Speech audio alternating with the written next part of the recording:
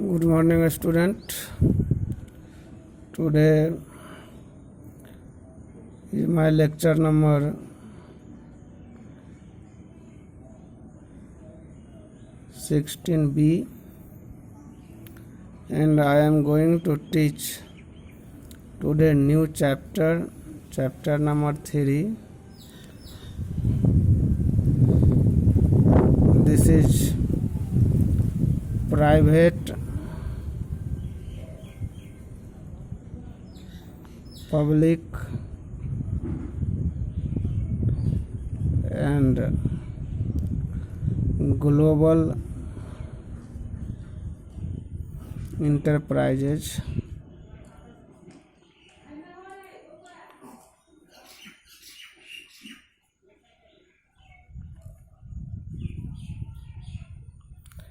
This is the name of chapter. In the previous chapter number 2, forms of business organization, we have studied that forms and type of private sector enterprises. In this chapter, we shall discuss the role, forms and demerit of public sector enterprises. So first is role of private sector versus public sector since independence.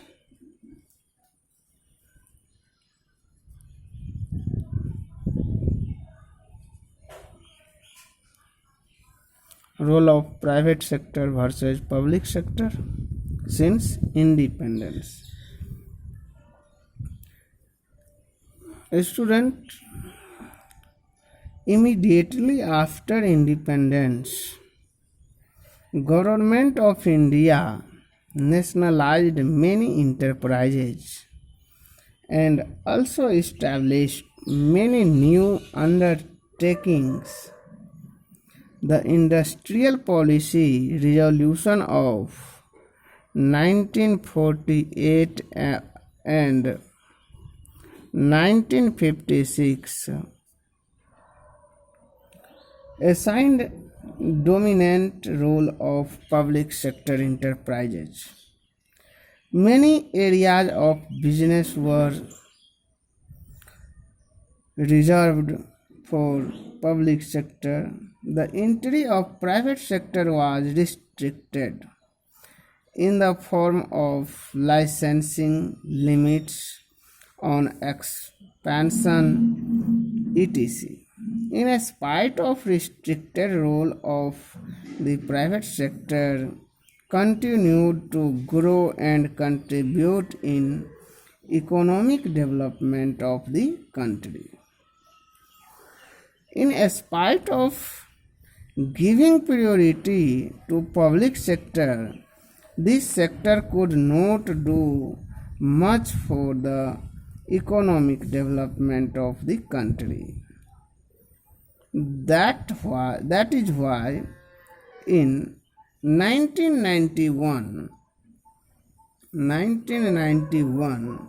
the Government of India adopted the policy of liberalization and globalization. Under this policy, the private sector was assigned an important role. According to Business Policy 1991, government adopted the policy of liberalization and globalization. And in this policy, private sector was assigned an important role. Many entry barriers on private sector were removed. The industrial licensing was abolished except in areas related to security and strategic concern. The areas reserved for public sector were reduced. The limit of expansion was raised by amending MRTP. MRTP means Monopolistic and Restrictive Trade Practice Act. Monopolistic and Restrictive Trade Practice Act. Due to these changes, there is tremendous improvement in the economic development of our country. The business environment has undergone tremendous changes. Now there is more open and competitive environment between private sector and public sector.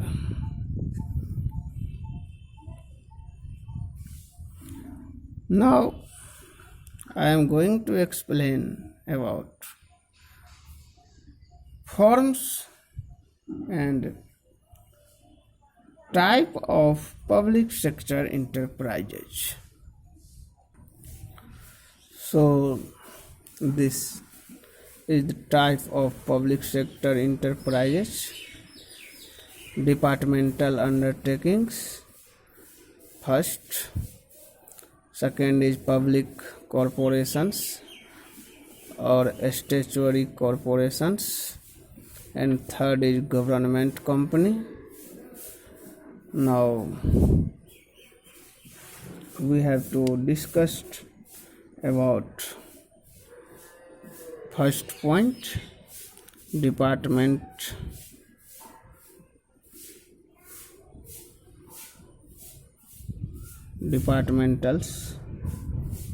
undertakings.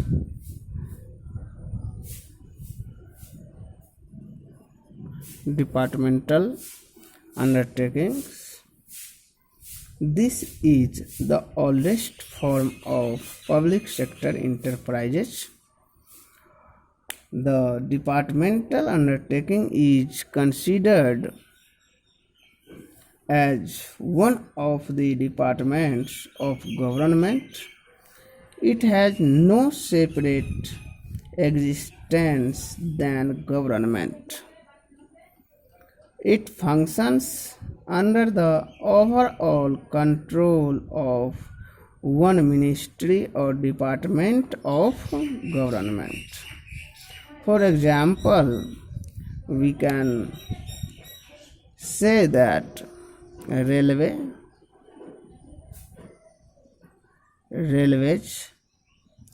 defense, post and telegraph,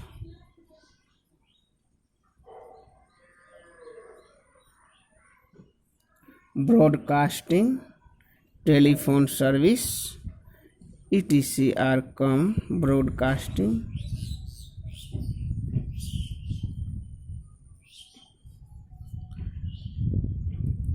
and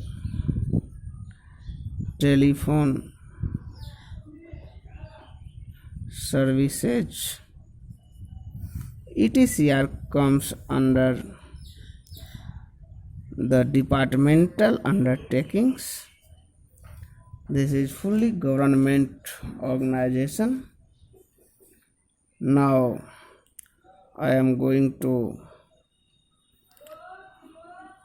explain about the merits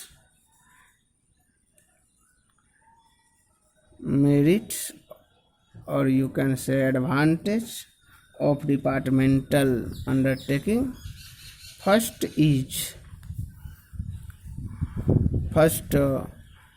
merit, you can say first merit is easy formation. It is very easy to form a departmental undertaking as no registration is compulsory. Second is effective control.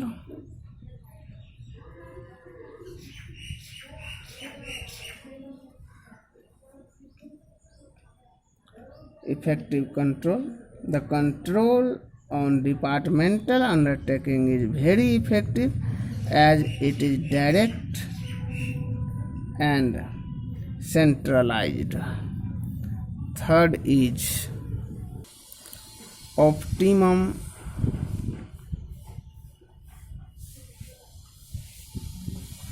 utilization of funds. There is a proper utilization of fund as financial matters are subjected to ministerial sanction, budget, accounting and audit control. Fourth point is accountability.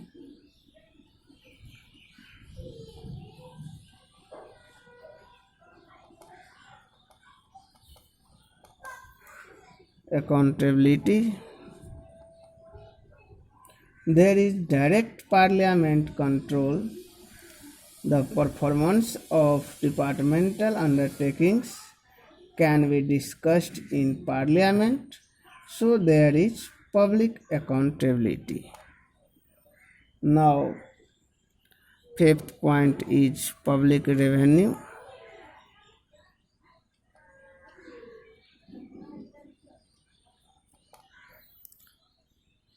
Public revenue means departmental undertaking is deposited in the treasury of the government. So these undertakings help to increase the government revenue. And sixth and last point is secrecy.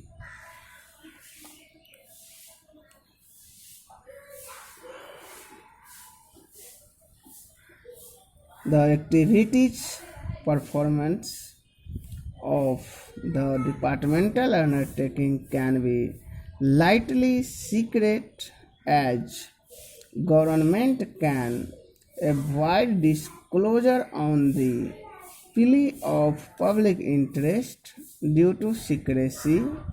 Only the most sensitive area, that is defense, is operating as a departmental undertaking. So these are the merits of departmental undertaking. Now it have some demerit also. So let us see the demerit of departmental undertaking. Now demerit first is inflexibility. The departmental undertaking works under a strict parliament control. There is too much interference of ministers and top officials. It is treated as one of the government offices. This reduces the flexibility and efficiency of the undertaking. Now, next point is lack of motivation.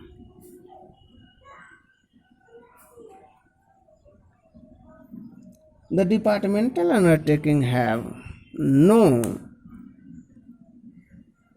power to utilize their revenue as these are deposited in the treasury of government. There is no incentive to maximize profit. There is no direct relation between the efforts and rewards. Generally, promotions are on the basis of seniority and not on the basis of efforts. So, employees are not motivated to perform to their best ability. Now, third demerit is lack of financial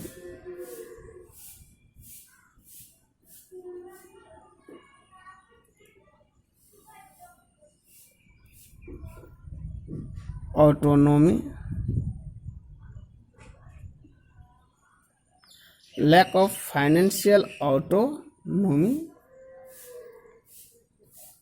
The departmental undertaking cannot plan long-term investment projects as they are subject to budgetary control of government. They are not allowed to use their own revenue freely as these have to be deposited in the treasury. It has no independence or freedom of utilizing fund in its own way. Now next point is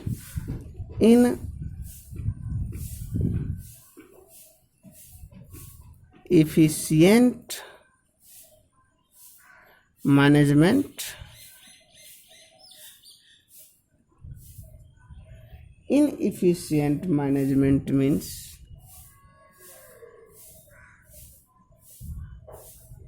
this department is under control by and managed by the government. These officials are overburdened with the paperwork. They spend maximum time to answer the queries from parliament or ministry. They can be transferred anytime. As a result, they have less sense of responsibility and efficiency. Now, next demerit is red tapeism and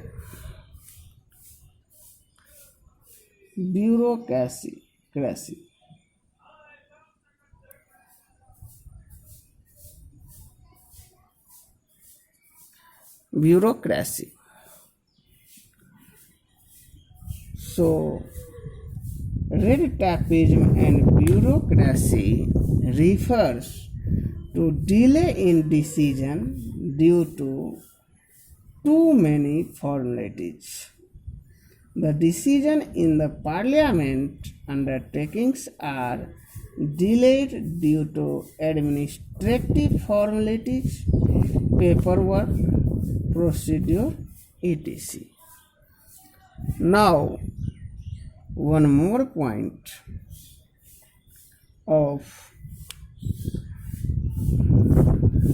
type of second point is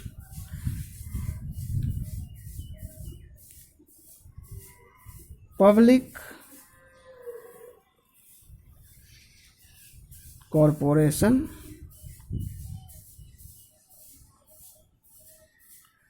and we can say statutory corporation Student, a statutory corporation is a body corporate formed by a special act of parliament or by the central or state legislature. It is fully financed by the government. Its powers, objects, limitations, etc. are decided by the act of legislators. For example,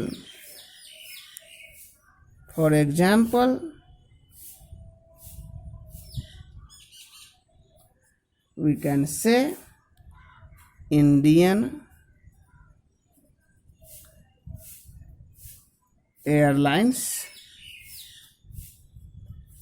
Indian Airlines, Air India, State Bank of India, SBI, Life Insurance Corporation, LIC of India, Food Corporation of India, FCI, Oil and Natural Gas Corporation, Gas Corporation means ONGC,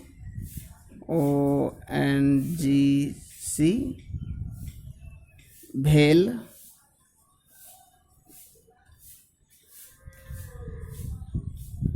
GAIL are the best example of public corporation or statutory corporation.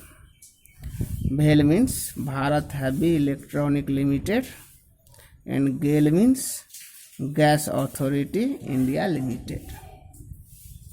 The main characteristics of the public corporation is it is created by an act of parliament or central or state legislature. So now I will meet you in next video with merit and demerit of public corporation. Thank you.